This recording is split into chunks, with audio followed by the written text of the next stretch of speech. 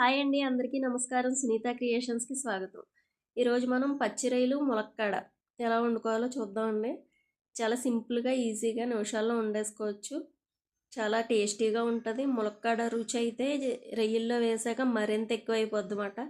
సూపర్గా ఉంటుంది. ఒక్కసారి నేను ఎలా చేస్తున్నానో చూసి ఒకసారి మీరు కూడా ట్రై చేయండి. ముందుగా బాండి పెట్టుకుని ఆయిల్ వేసుకుందాం.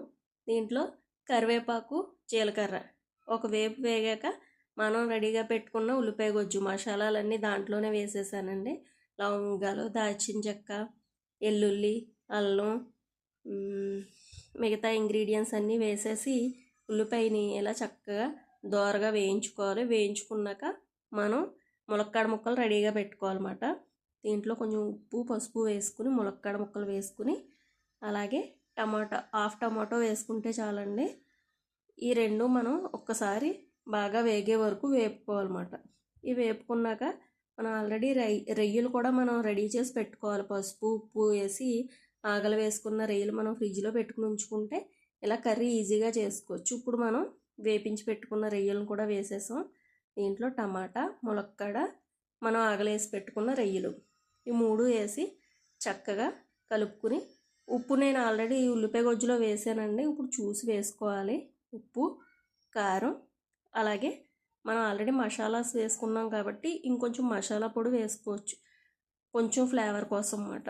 అది ఇది లేకపోతే ఎక్కువైపోతుంది కాబట్టి లైట్గా నేను మసాలా పొడి కూడా వేసుకున్నాను, మంచి సువాసన రావడం కోసం. దీన్ని చక్కగా కలుపుకుంటే మనకు ఉప్పు, కారం ములక్కాడలకు పట్టి రొయ్యల్లో టేస్ట్ కూడా దీంట్లో దిగి సూపర్గా కర్రీ రెడీ అవుతుందన్నమాట.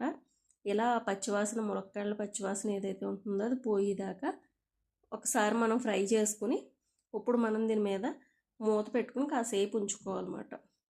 ఇలా మూత క్లోజ్ చేసి ఉంచుకొని ఇప్పుడు తీస్తే చూసారా దాంట్లో ఉన్న వాటర్ అది బయటకు వచ్చి మనకి చక్కగా మగ్గింది. దీన్ని ఇంకొకసారి మనం కలబెట్టుకుని ఆల్రెడీ మనం ఉప్పు, కారం, మసాలా వేసేసుకున్నాం కాబట్టి సరిపోయినాయో లేదో ఒకసారి చెక్ చేసుకుని మళ్ళీ కావాల్సింది వేసుకుని ఇప్పుడు మనం వాటర్ పోసుకోవాలండి. ఆ ములక్కాడ ఉడకాలంటే వాటర్, అలాగే టమాటా కూడా మగ్గాలి కదా. ఇప్పుడు కొంచెం వాటర్ వేసుకుని చక్కగా కలుపుకొని మళ్ళీ మూత పెట్టేసుకుంటే మనం తీసేసరికి కర్రీ చక్కగా దగ్గరికి వచ్చి నూనె తేరి చక్కగా మనకి మంచి స్మెల్తో రెడీగా ఉంటుంది. చూసారా, అదిగో మనకి ఆయిల్ కూడా తేరిందండి, అంటే మనకి కర్రీ రెడీ అయిపోయినట్టే. ములక్కాడ కలర్ కూడా మారింది, మంచి అరోమా వస్తుందండి. సూపర్ అంటే సూపర్ అన్నమాట. దీంట్లో ములక్కాడే హైలైట్ అండి. దీన్ని చక్కగా మనం గిన్నెలోకి తీసుకుని సర్వ్ చేసుకోవచ్చు. మీరు దీనికి ముందుగా ఇంగ్రీడియంట్స్ అన్నీ రెడీగా పెట్టుకుంటే ఈజీగా టప్